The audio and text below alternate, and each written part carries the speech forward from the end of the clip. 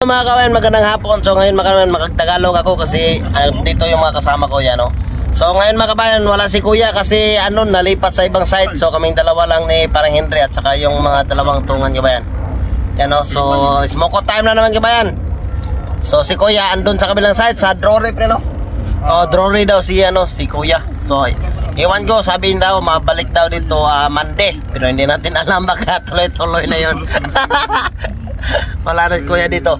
So kami na lang dalawa kabayan. Ang trabaho namin kabayan nandun doon sa likod, no? Naggawa kami doon naglagay lang kami ng grid, no?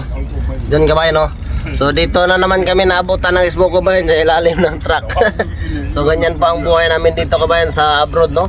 So kumakain lang kahit saan. Kung saan maabutan ng smoke time, doon kami kakain mga kabayan kasi malayo na yung site namin, no?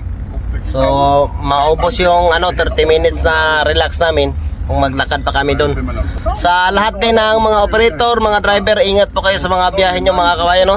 Ingat din sa pag-ooperate natin. So yan lang po. God bless ating lahat. Bye bye, amping.